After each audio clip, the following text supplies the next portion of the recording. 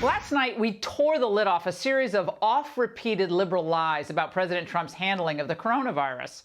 The pandemic's fallout, though of course extremely tragic, could have been far worse had he not shut down travel early and reopened the economy when he did.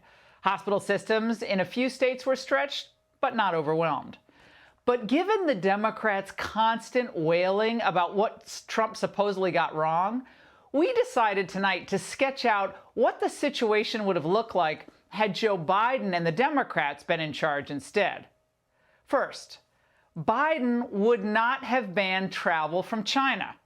There's no way he would have done that. 2 months after Trump did just that, Biden was still worrying about hurting China's feelings.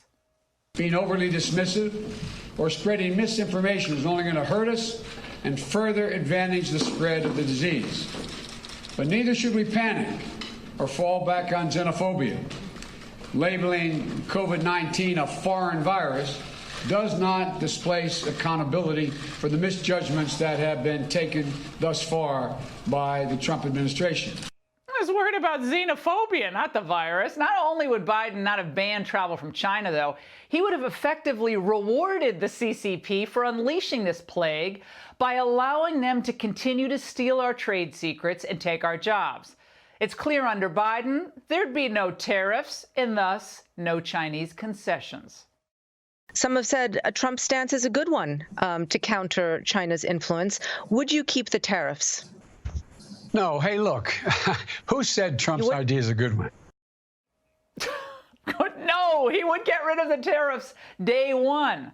A Biden presidency is a dream scenario for the CCP. And given that the WHO has been pimping for China for years, how would dealing with them, he also suggested, that help? And you know Biden wouldn't have banned travel from Europe either. Even Fauci admitted doing so saved lives. But under Biden, as under Obama, Europe's feelings on a travel ban would have been more important than what was good for Americans. Heaven forbid, can't offend the French.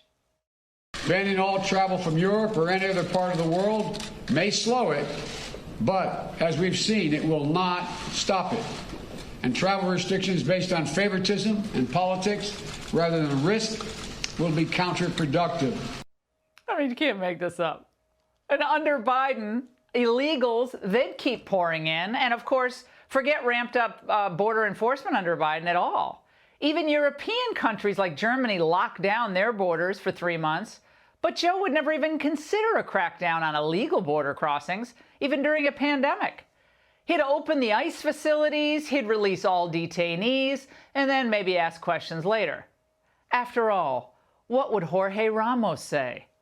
Trump campaigned on build that wall. Are you willing to tear that wall down?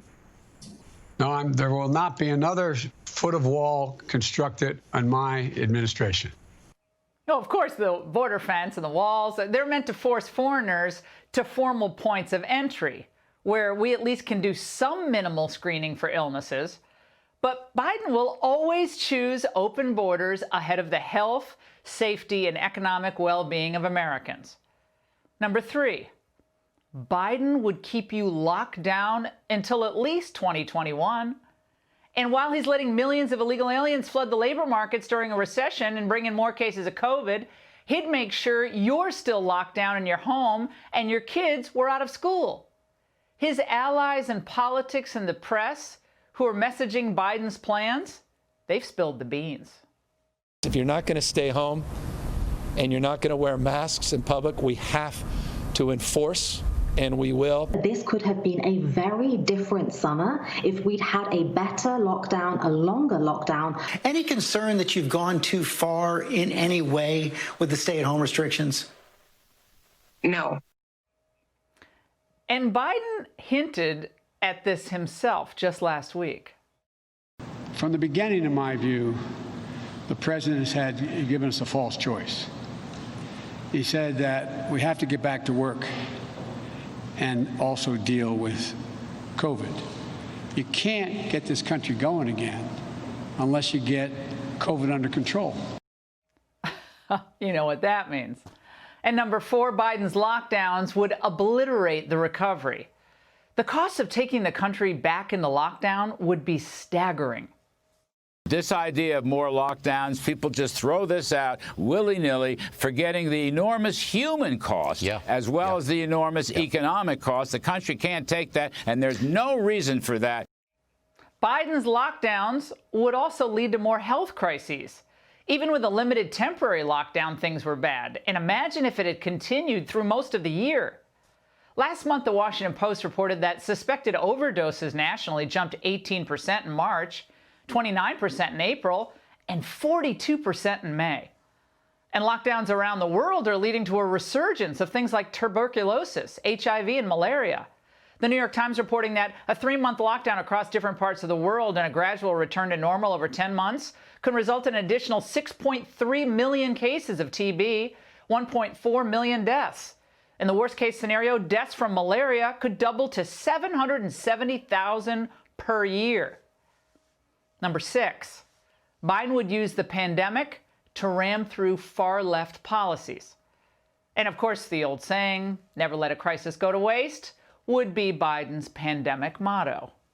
And I truly think that if we do this right, we have an incredible opportunity to not just dig out of this crisis, but to fundamentally transform the country.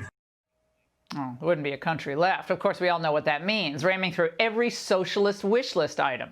Empty out the prisons, single-payer health care, government-paid child care, the Green New Deal, guaranteed basic income, and of course, reparations. And while President Biden went about transforming our country, he'd of course get a free pass from the media. No antagonistic interviews with Axios, no aggressive questioning from Jim Acosta, just a lot of gauzy profiles about his vice president and how she's a first and she's also a global superstar. This laundry list of horribles should make all Americans think about voting for change, think twice about it, in November. Now, given the violence in the streets and the leftward turn of the Democrats, we know what Biden will bring isn't the type of hope and change that Obama promised 12 years ago. It would be far more radical, and now there's far more at stake. But they hope their lies and their misdirection will make you forget about the unparalleled prosperity that we enjoyed before the pandemic hit and what we're on a way to seeing again under President Trump. Would you rather go back to that normal or experience the new normal that Democrats are giving us a glimpse of in California and in New York and on the streets of Chicago and Baltimore? In Joe's new society, you'll be poorer, less safe, less free, and your kids will be less educated. And at that point, a virus will be the least of our problems. And that's the angle.